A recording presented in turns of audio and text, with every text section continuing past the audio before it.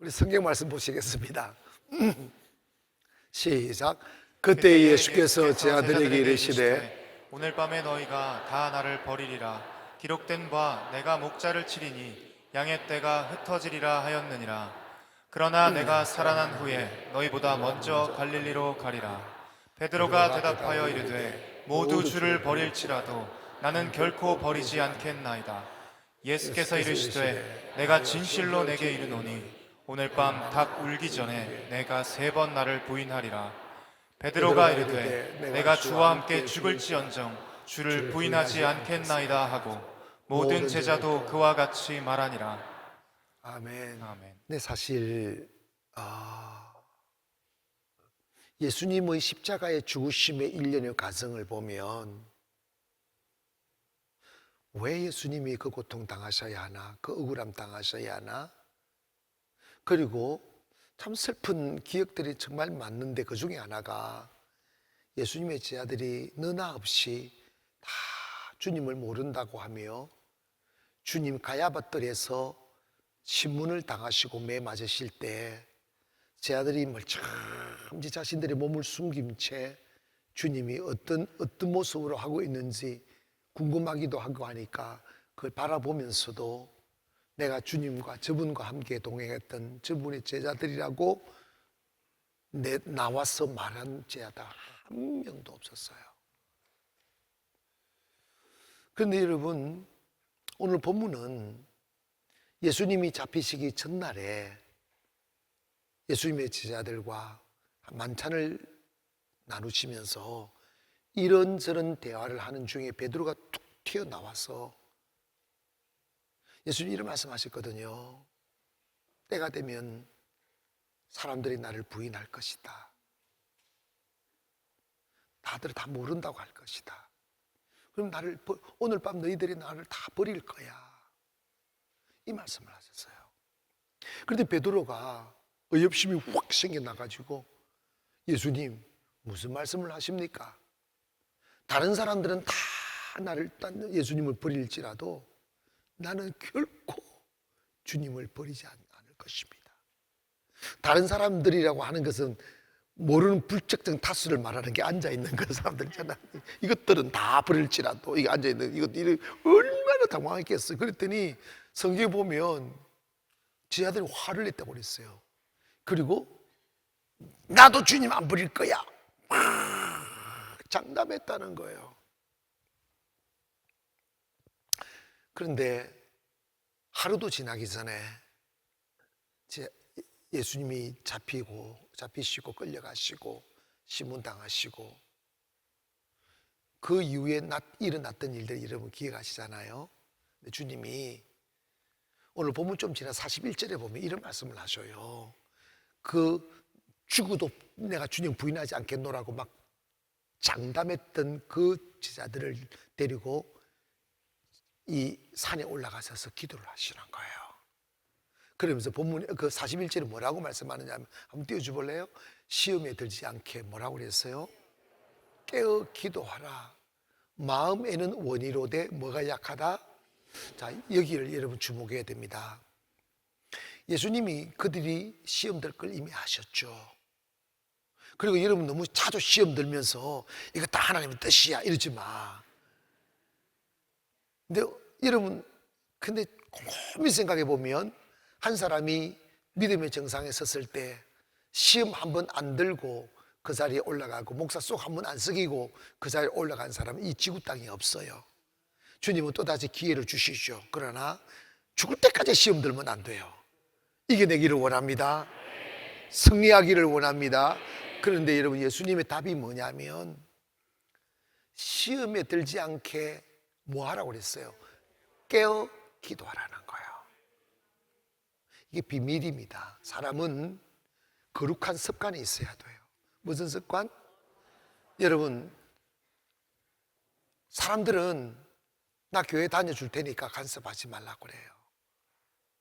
내 알아서 할 거라고. 근데 여러분 이게 안 되는 거예요. 마음은 그렇게 할 수 있다고 생각하지만 육신이 약해요. 내 육신이 또 다른 법으로 나를 움켜쥐고 다른 곳으로 데리고 갑니다.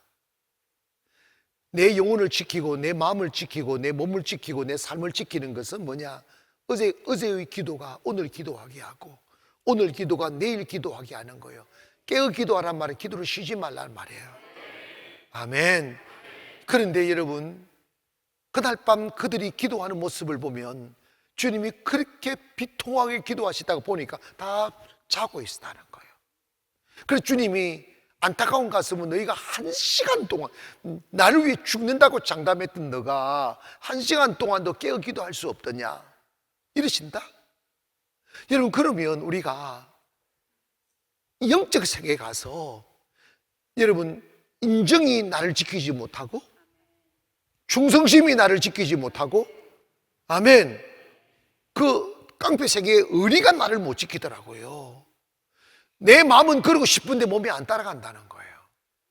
그런데 여러분, 영적인 정상은 마음이 가는 곳에 몸도 갈 수 있어야 됩니다.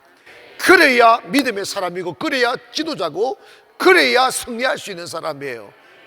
언제까지나 마음과 육이 따로 가면 안 되는 거죠. 근데 과정이라는 게 있는 거죠. 성령을 왜 받아야 되느냐 하면, 성령 안 받으면 마음 따로 몸 따로 해요. 아시겠어요? 절대로 내 결심이 내 몸을 못 지켜내요. 내 육신의 생각을 못 이겨내요. 생각이 자꾸 바뀌는 걸 어떡합니까? 가치관이 바뀌는 거. 성령을 받기 전의 가치관과 성령을 받은 후의 가치관은 너무 달라요. 우리가 딱히 아케스가 아니라 성령을 받지 않으면 모든 사람의 관심사가 뭐냐면 내 육체의 배부름과 편안함에 가치를 두기 때문에 하나님과 정반대되는 길을 가게 되어져 있어요.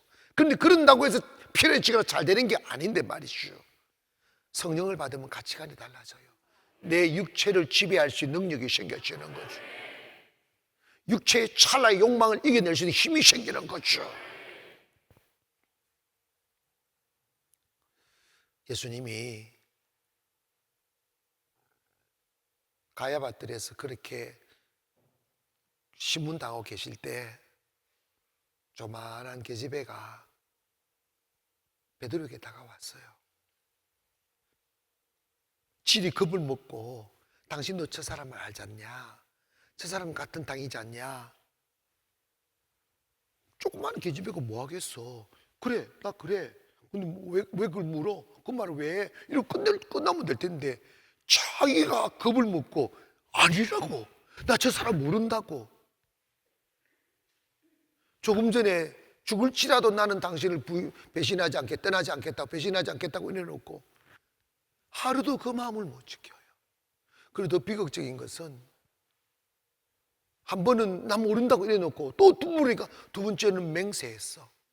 맹세는 함부로 못하게 했습니다. 맹세는 지 목숨을 걸고 하는 소리거든. 난 저 사람 모른다고 맹세하여 가로되 이른다. 여러분, 여기 인격이 어디 있어요? 남자다움이 어디 있어요? 사람다움이 어디 있고 의리가 어디 있고 충성심이 어디 있냐고요. 그리고 또 세 번째, 아니라고 내가 봤다고, 당신 저 사람과 같이 있다는 거 봤다고 했더니 세상에 주님을 저주하며 가로되 이른다.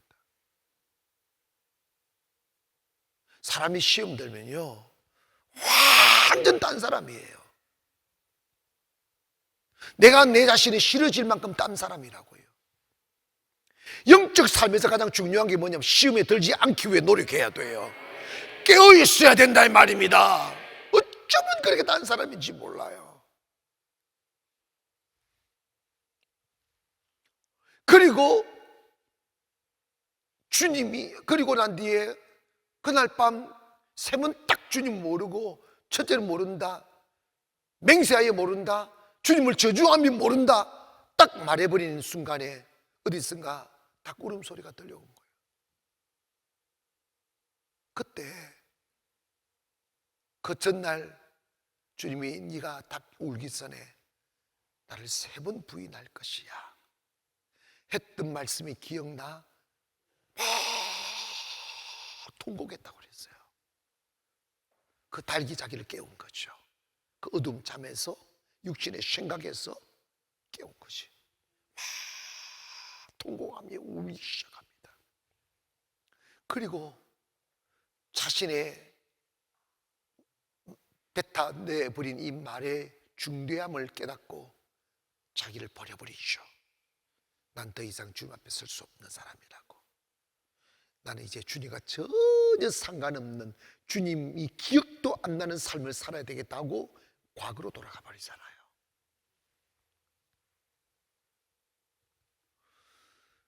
이 시점에서 우리가 한 가지 기억해야 될 게 있습니다. 사람 있지 않습니까? 나를 믿으면 안 돼요. 나를 내세워도 안 됩니다. 나 괜찮아, 이거 교만이에요. 사람은 어느 누구도 내가 나를 지킬 수 있는 사람 단 한 사람도 없습니다. 그래서 여러분, 주님이 교회를 세우신 거예요. 그래서 지도자를 세우신 거예요. 신앙의 틀 속에 집어넣어서 그 진리에 묶여 살아라고. 그 진리에 묶여 살아야 자유가 있다고. 어느 양이 자기 목숨 지켜내는 양이 있어요. 주님을 떠나는 순간 죽는 거예요. 그런 한 가지, 여기서 이 세상은 또 그 어느 누구도 한 번도 넘어지지 않고 배신하지 않고 시험 들지 않고 순탄하게 믿음의 길을 걸어가는 사람 없어요. 다 자빠졌다가 일어나고 자빠졌다가 일어나고. 기억하십니까? 더 이상 주님 앞에 얼굴 내밀 수 없다는 사실을 생각하고 그물을 들고 옛날 지구로 돌아갔을 때 부활하신 주님이 베드로에게 찾아가셔서 그 어둠을 씻어주잖아요. 부끄럽지 않게 만들어주잖아요. 그리고 주님께서 또 다른 기회를 주자. 내 양을 먹이라고, 내 양을 치라고. 근데 주님이 확인한 건 한 가지 있습니다. 그 뭐냐면 네가 나를 사랑하느냐고 묻잖아요. 여러분, 이거 기억하십시오. 주님을 사랑했던 사람도, 주님을 사랑하는 사람, 가슴으로 주님을 사랑하는 사람도 주님을 배신할 수 있다는 것입니다. 교회를 사랑하는 사람도 교회 배신할 수 있고, 목사를 사랑하는 사람도 목사를 배신할 수 있어요. 말씀하셨습니다. 마음은 그러고 싶지 않는데 육신이 걸려 넘어지는 거예요. 육신은 약하도다. 여러분, 이 자리에서 나는 베드로 같지 않아요 라고 말할 사람 한 사람도 없어요. 여러분, 곰곰이 생각해 보면 수없이 주님 배신했어요. 수없이 시험 들었다고, 딴 생각하고, 내가 주를 위해 죽으리라고 맹세하며 고백했던 그 고백은 어제인데 하루도 안 가서 막상 주님을 따름이 영광이 아니라 죽음이고 축복이 아니라 고통으로 다가왔을 때 육신의 그 부담감을 못 이겨 싹 바뀌어버리는, 세상이 그런 거 아닙니까? 얼마나 차갑고 얼마나 냉엄한 세상입니까? 근데 여러분, 우리가 기억해야 될 게 있어요. 그게 뭐냐면 주님은 그럼에도 불구하고 또 찾아오십니다. 아멘. 또 찾아와서 우리를 일으켜 주시는 거죠. 그래서 저와 여러분 지금 이 자리에 있는 거예요. 그런데 여러분, 하나의 사건을 기억해야 됩니다. 그랬던 베드로가 예수님이 부활하시고 성천하신 뒤에 베드로는 자기 살기 위해 주님 모른다 배신했던 그가 예수 전하기 위해 목숨을 걸살아요. 그리고 체포됩니다. 매 맞았습니다. 그리고 그를 사형 언도를 내렸을 때 전언에 의하면 베드로는 이렇게 말했다고 합니다. 나를 십자가에 못 박아라. 나는 한때 예수님의 십자가 두려워서 예수님을 부인했던 사람이다. 나를 복음을 위하여 십자가에 못 박아라. 그러나 나는 예수님처럼 온전히 이렇게 십자가 못 박힘 당할 자격이 없으니 나를 거꾸로 십자가 못 박아라. 그래서 저는 베드로는 거꾸로 십자가에 못 박혀 사형당했다는 거예요.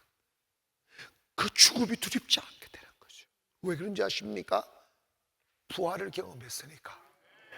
죽음이 아니라는 걸 알게 되었으니까. 그리고 성령이 강력하게 그를 사로잡는 그 순간 불의와 싸워 이겨주는 힘이 생기는 거예요. 그래서 여러분 있지 않습니까? 우리가 주님을 배신하는 그 육신 때문에 그런 거예요. 주님 배신하는 거 내 편하자고 그러는 거예요.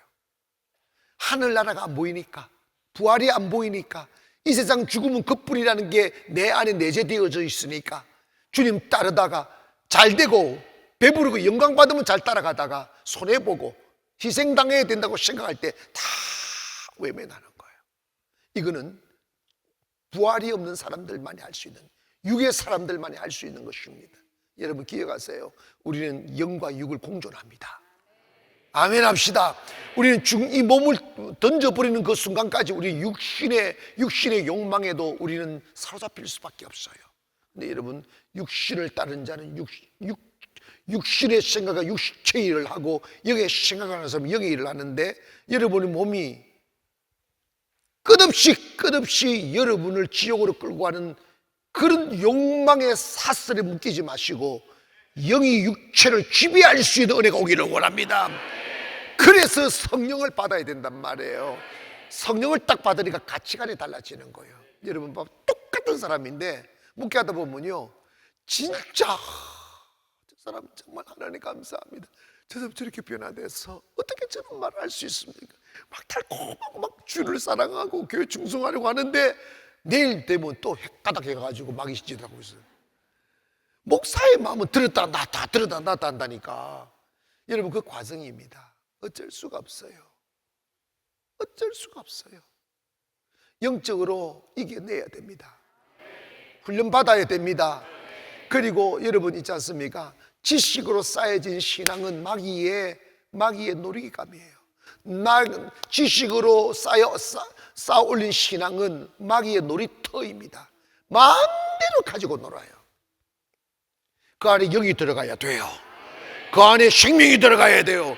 그 안에 부활하신 예수가 들어가야 된다 이 말입니다. 부활을 경험하지 아니한 사람이 어떻게 진실로 충성할 수 있어요?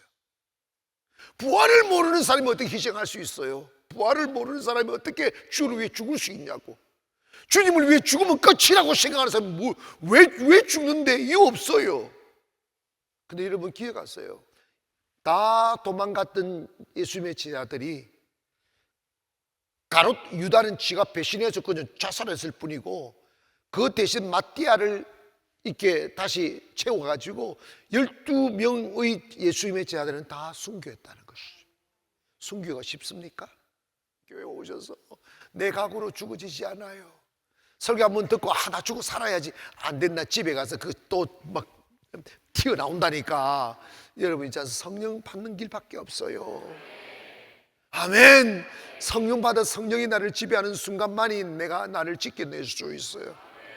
우리는 십자가만 믿는 성도가 아니에요. 기독교는 십자가의 종교인 동시에 그것으로 끝나면 기독교는 끝나버려요. 여러분 기억하세요. 예수님의 죽으심으로 끝났으면 어디에 기독교가 있습니까? 패자의 종교인데 다시 기독교가 일어나 전 세계를 덮고 오늘도 우리가 그 예수님을 따르는 제자가 되고 예수님을 따르는 사람이 되었던 그 이유는 뭐냐? 그 죽음 뒤에 부활이 계셨기 때문입니다. 내일이 그 부활 주일이에요. 그래서 기독교의 꽃은 부활입니다. 회복이라 이 말입니다. 그 부활의 주님을 경험하려면 십자가의 죽음에 동참해야 돼. 나를 십자가에 못 박아야 돼요. 내 정욕을, 내 욕심을, 육체의 생각을, 그래 정과 육을 십자가에 못 박지 아니하면 하늘나라를 볼 수 없다고 그랬어요. 그래 이 말이 뭐냐면 내 육을 주님께 굴복시켜야 되는 거지. 근데 굴복이 되더냐고. 굴복이 되더냐고. 마음 먹는다고 되는 게 아니에요. 또 다른 생명, 부활의 생명이 우리에게 다가오셔야 돼. 성령을 옷 입혀주시고 성령이 우리를 딱 무장시키면 그 성령께서 우리를 새로운 새로운 가치관을 주시는 거예요. 무엇보다도 부활이 믿어져야 돼요. 여러분 이거 참 아이러니한 이 말씀이에요. 교회 오셔서 지옥과 천국을 믿는 사람이 몇 프로나 되겠냐고. 죽음 뒤에 부활이 있고 천국과 지옥이 있다는 사실이 믿어진다면 우리 비틀거리지 않지. 아멘. 방황하지 않죠. 근데 이 부활은 가르쳐서 쉐내야 한다고 믿어지는 게 아니에요. 그거 되긴 하더라. 이슬람들 보세요. 여러분 9.11 테러 아시죠? 제가 그 금식할 때 11일 되는 날 내가 그걸 기억을 해요. 그때가 제가 금식하는 해였는데 세상에 그 쌍둥이 빌딩이 막 비행기가 그냥 들을 받쳐가지고 막 불이 붙고 쓰러지는 그걸 보는데 거기서 수천 명이 죽었잖아. 근데 그 범인들이 누군지 아세요? 그 범인들이 이슬람 핵심 분자들인데 이 사람들은 다 청년들이에요. 총각들이야, 총각들. 그들이 뭐라고 그걸 다 조사를 해 그게 나왔어요. 왜 자살 테러를 하는가? 그들은 어릴 적부터 이슬람 이 경을 읽고 교육받는 게 뭐냐면 이 기독교 기독교를 말살하고 이슬람 세계를 만들기 위해서 그 사람들은 테러를 순교로 여겨요. 죽여야 된다는 거예요. 이 마귀 새끼들이 죽이면, 그래서 테러하면 천국에 가서 영원히 사는데, 이 땅에 한 명의 그 동네는 한 명의 여인을, 그것도 힘든데 19명의 가장 이쁘고 잘생기고 날씬한 여자와 천국에서 19명을 거느린단다. 그래가지고 막 그 19명의 이쁘고 잘생긴 여인의 수발을 밟으면서 영원히 행복하게 살 수 있다고 세뇌를 시킨 거예요. 그걸 진짜로 믿고 테러를 하는 거예요. 여러분, 그거 진짜로 믿지 마세요. 여러분 있지 않습니까? 예수 그리스도의 부활이 믿어져야 되고요, 그 부활의 생명이 우리 안에 들어올 때 부활이 믿어지는 거죠. 여러분, 바울이 주님을 핍박했던 사람이 예수님의 부활을 만난 뒤에 인생이 확 바뀌어버렸잖아. 여러분, 억지로 믿으려고도 할 거 없고요, 막 믿으려고 하는데 안 믿어진다고 괴로워할 것도 없고, 나 같은 사람 안 되는 거다고 자꾸 배신하고 계속 시험 드는 걸 보고 낙심하지 마세요. 다 과정입니다. 한 가지 우리가 집중해야 될 게 있습니다. 기독교는 논리의 종교도 아니고 이론의 종교도 아니라 기독교는 실제의 종교입니다. 이게 뭐냐면 부활하신 주님이 성령으로 살아계시고 그 성령이 우리 안에 임재하고, 예수님께서 이런 말씀을, 이제까지는 내가 성령을 구하지 않았다, 가르치지 않았다. 주님의 죽으심 이후 십자가에서 못 박혀 죽어 인간의 죄를 담당하신 뒤에 예수님이 요한복음 14장에 내가 가면 아버지께 내 이름으로 말씀해서 보혜사 성령을 보내주겠다고 하셨어요. 그 보혜사 성령은 예수님의 죽음 이후에 오시는 거예요. 그래서 예수님의 죽으심, 그 죽으심을 믿음으로 우리의 죄된 몸이 예수님의 보혈로 말미암아 성령을 모실 수 있는 거룩한 몸으로 언약 안에서 바뀌게 된다는 거지. 그래서 성령은요, 진정한 성령은 예수님 부활 이후에 임하신 거예요. 그래서 마가의 다락방 오순절날 예수님 부활하신 그 이후 50일 되는 날 성령이 임했잖아요. 그게 교회의 시작이라고요.